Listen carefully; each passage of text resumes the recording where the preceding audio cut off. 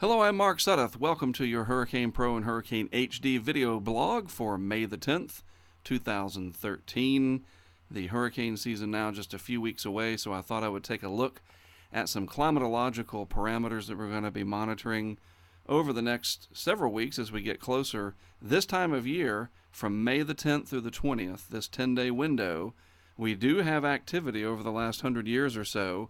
That's what climatology is made up of, the longer-term weather patterns and different weather events. We have 8 points of origin in the Atlantic Basin, 8 points of origin over here in the Pacific, and this is the time of year that things start to become a little bit more interesting and somewhat active compared to where we've been over the winter months. Now, when we go to the next 10 days, getting closer to the start of that June 1st Atlantic Basin start date, we do see the Atlantic Basin getting a little bit more busy, but the Eastern Pacific is by far the busier basin as we round out the month of May with several more development points here. Thus, the Eastern Pacific hurricane season officially starts in about 5 days on May the 15th, and we will be tracking any potential development areas in the Eastern Pacific all hurricane season long on the Hurricane Pro and Hurricane HD set of apps. And as you can see, even in the Atlantic Basin, once we get into the last third of May, most of the development that we've seen over the past 100 years has been confined to the Northwest Caribbean Sea. This is the climatological favored area. Sea surface temperatures warmer in this region and atmospheric conditions allowing for development, though it is not very prolific. Nothing compared to what we will see once we get into the heart of the season in August and September. Sea surface temperatures, one of the things that we will be following on a daily basis once this update goes to a daily routine, which will be in just a couple of weeks.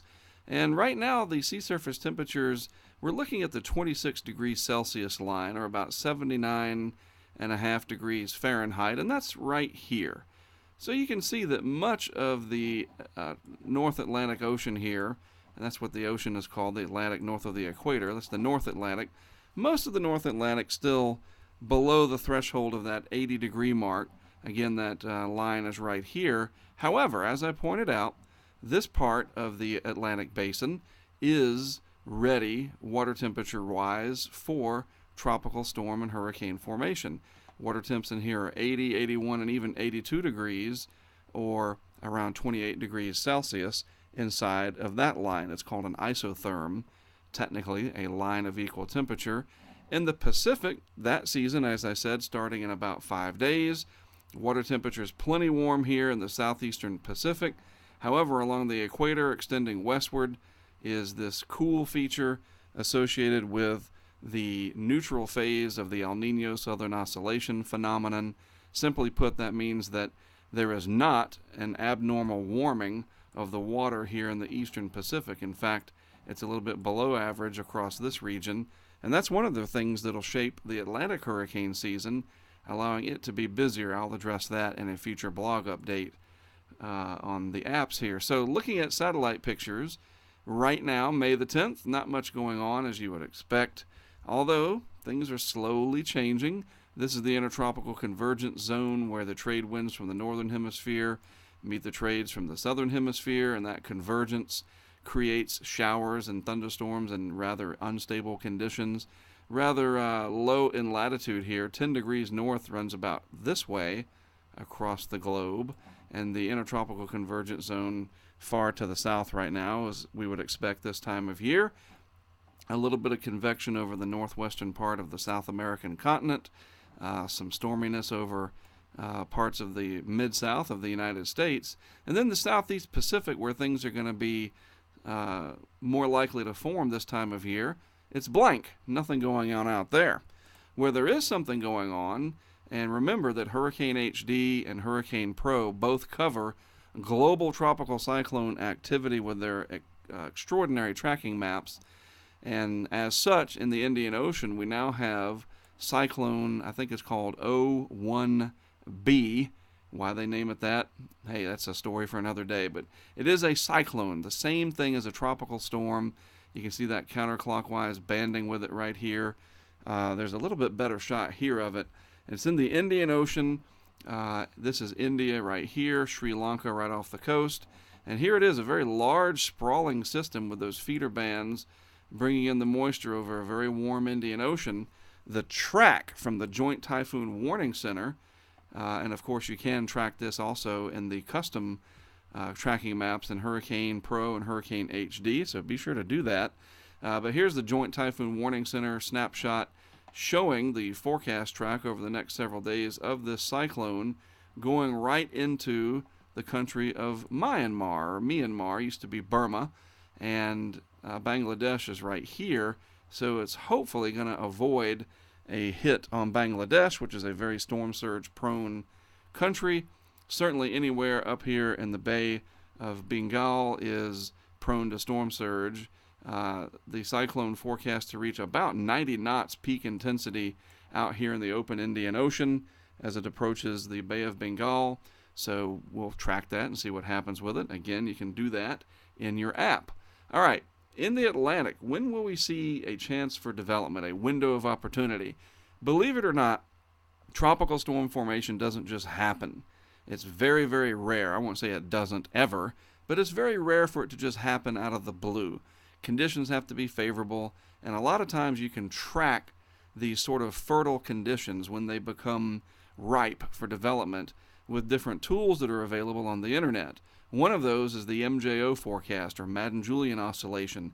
And the best way to describe this, I think, is that it's a period of fertility in the tropics where upward motion and convection is encouraged or fostered in the atmosphere. You don't have shearing winds aloft.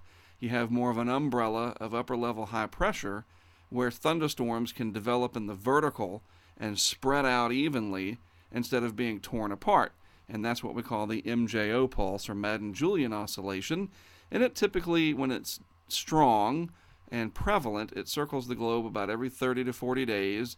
And we can track that in different ensemble forecasts with satellite pictures and all kinds of analysis tools. Well, this is the forecast for almost the rest of the month. This goes out to the 23rd of May. So it's about the next 2 weeks, getting into that last part of the month. And here's where we are now. And look, it's in the Indian Ocean.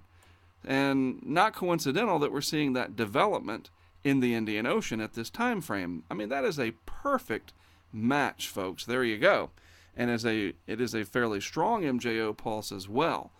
The next 2 weeks, it's forecast to go around through the maritime continent region, which is all the islands of the Western Pacific, Indonesia, that area, New Zealand, and anywhere in the tropics, really. Then it drifts into the Western Pacific, and then finally starting to knock on the door of Region 8, or Phase 8, and then eventually 1, getting ahead of ourselves there, which favors Western Hemisphere area and Africa. So what this means to us, looking ahead in the Global Forecast System computer model, this is valid 2 weeks from now on the 23rd of May, and look what's down here in the southwestern Caribbean. Give you an outline of what's what. There's the Yucatan, here is Central America, there's Florida right there. Right here is a tropical disturbance detected in the model way, way out in time, completely useless in terms of guidance or anything that you can hang your hat on. But what it does show is that the model, the global model here, is picking up on this development window because of a more favorable upper environment that is forecast to be prevalent over the Caribbean Sea at this time frame. So it's just an indication that seasons are changing. You can also see these lines of equal pressure, isobars, and then these isotachs, the wind barbs here, are all showing this nice return flow coming out of the Gulf into the nation's midsection. So at the end of the month, we should see a pattern change that is more reflective of spring, with hot, humid conditions over the southeast, perhaps a more active tornado period in the nation's midsection as you get that return of deep Gulf moisture streaming into the nation's midsection here as cold fronts still dip out of Canada. Meanwhile, down in the tropics, they're trying to become active as we change towards a more unstable pattern in the lower atmosphere with a more favorable upper atmosphere that will foster the growth and development of potential tropical cyclone activity. So we'll have to stay tuned and see what happens if that comes to fruition, and that's what we do here on this video blog. Explain things, take a look at the future with sensible tools. We're not going to hype and wish cast anything. If it's out there, we're going to talk about it. If there's no potential, then sometimes these updates could be very short. So there you go. Have yourselves a good rest of your week as we head into the weekend. And then I will be back next week with another video blog. And it won't be too long that these will be held on a daily basis. So stay tuned for when I announce when we will be doing that. More likely it'll be the week of the 20th. All right, again, I am Mark Sudduth. My website, hurricanetrack.com. Check it out sometime. Always an honor and a privilege to produce these videos for you in Hurricane Pro and on Hurricane HD. And I will talk to you again next week.